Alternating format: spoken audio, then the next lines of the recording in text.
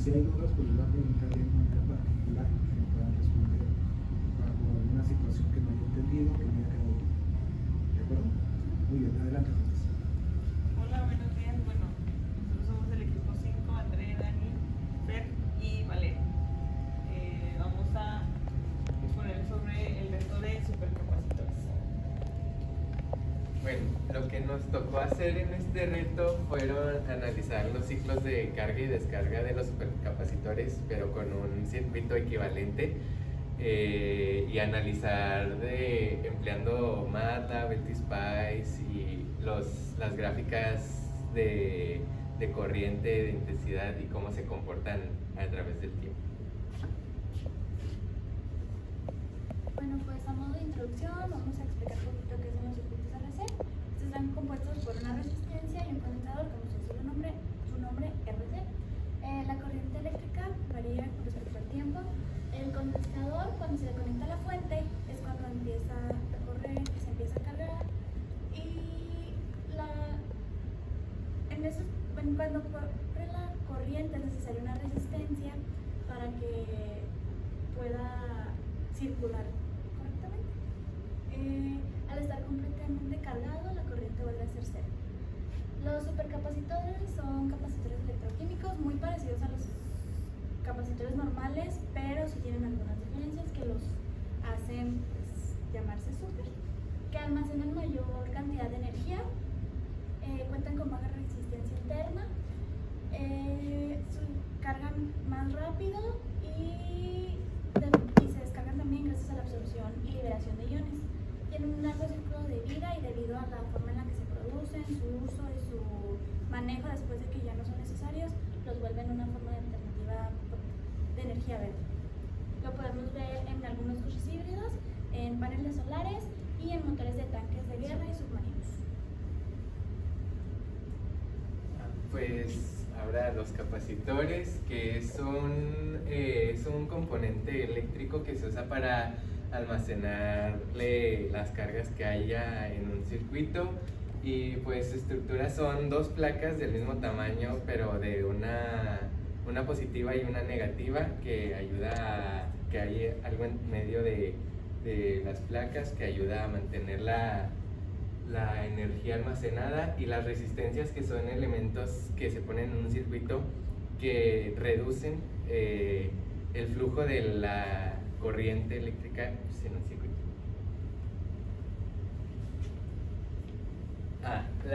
Utilizamos estas leyes de física. La primera es la ley de Ohm, que relaciona el voltaje, la intensidad y la resistencia.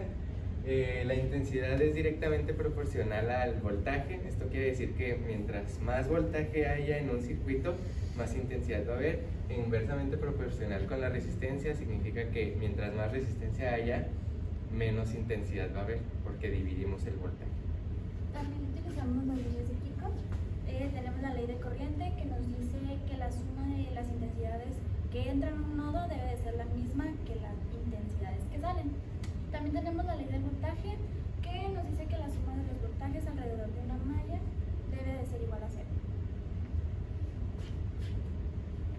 Bueno, para el desarrollo de este reto fue de vital importancia conocer los conceptos que ya mencionaron, que vienen siendo resistencia, capacitor, y la relación que tienen con el voltaje, la cual está explicada en la ley de Ohm.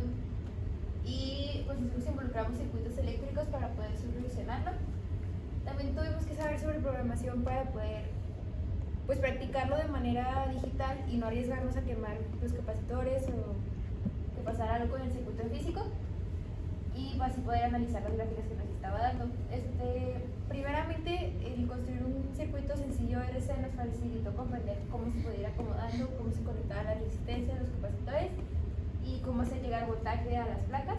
Esta fue la primera simulación que hicimos, la cual pues simplemente tenía una resistencia y un capacitor y un voltaje. Una fuente de línea.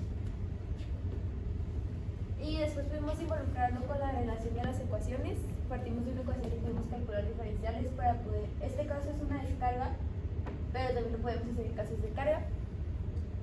Y pues, como dije anteriormente, esto nos permite calcular distintas situaciones con un código y no estar generando construcciones cada que quisiéramos saber un dato.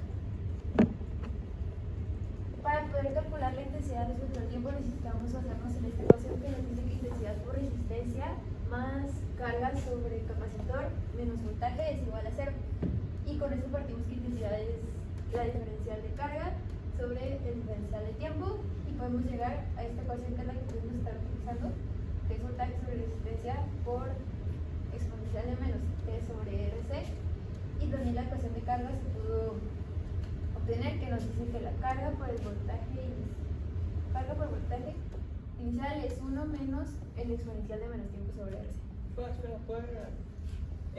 Estas salen, bueno, esta ecuación que es la que derivamos sale de la ley de Kirchhoff, que dice que la suma de los voltajes tiene que ser igual a 0.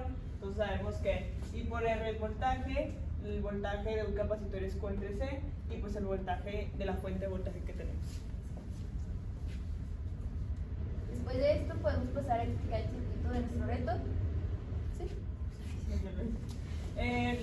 Las resistencias después de las simulaciones que hicimos y de los cálculos, pues concluimos que utilizamos nuestra pila de 9 volts, las 3 resistencias de 100 ohms y los capacitores también de 100 microfarads.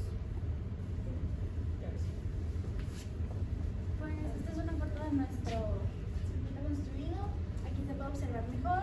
Conectamos la pila aquí positivo con positivo, negativo con positivo con negativo. Aquí están los capacitores de los valores que ya dijo mi compañera. Aquí conectamos estos para que les llegue a la fuente, y igual que aquí, pasa por la resistencia y pues es donde medimos los voltajes. Aquí. Nuestras gráficas hechas en NeoSpice, que fue nuestro simulador para poder analizar cómo se va a comportar, nos dice que la intensidad de voltaje 1, RC y R1 serían iguales, ya que todavía no hay un capacitor de por medio.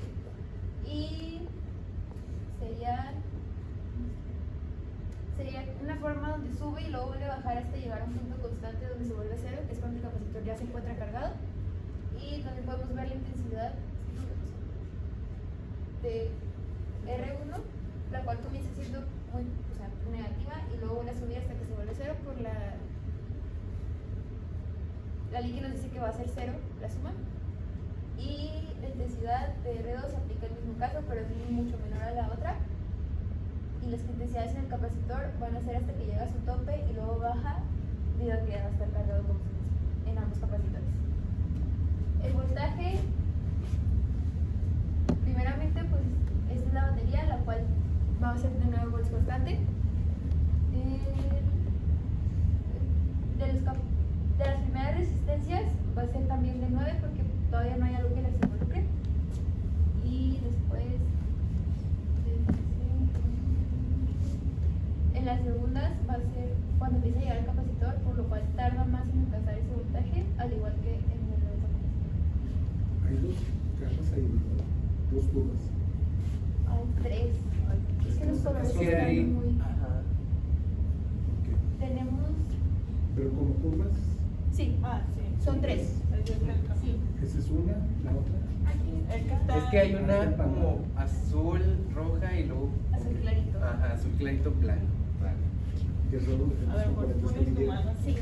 mira. No, es que es por proyecto. Sí. Ok, adelante. Y bueno, estas fueron las gráficas que hicimos igual en MATLAB. Igual vemos la carga que sube y luego se mantiene constante, la intensidad que baja y se mantiene constante, y el voltaje que igual pues en lo que se va cargando, pasando la pila, pues va subiendo. ¿Puedo decir? Dale los siguientes.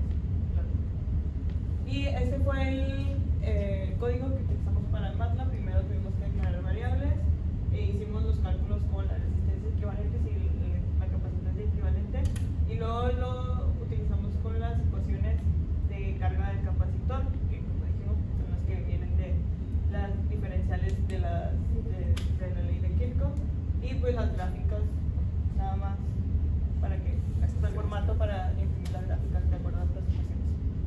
De respecto al tiempo, que también sacamos TAP, que es la constante del tiempo.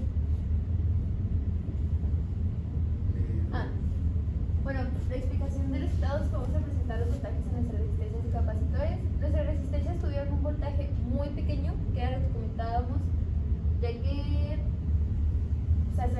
0 porque son resistencias de un tamaño pequeño. Y en esta sería 51 milivolts, 40 milivolts y 20 milivolts, que son RC, R1 y R2. Aquí es menor debido a que se encuentra un capacitor muy cerca, bueno, se encuentra llegando un capacitor, y acá debe ser mayor ya que hay más involucramiento de componentes. Y esa es la primera que se pone. Y nuestro capacitor, a ambos les llegaron los 9 volts de la pila, porque pues era necesario para que pudieran llegar a cargar.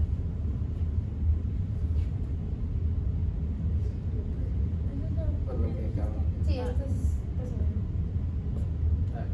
Y pues lo que aprendimos es a usar pues los componentes, cómo conectarlos a la protoboard, a simular primero antes de usarlo pues en la vida real en la protoboard, antes de quemar cualquier componente y asegurarnos de que todo funcione correctamente, y pues cómo usar los supercapacitores, cómo se mueve a través del tiempo, y pues los circuitos equivalentes, cómo usar.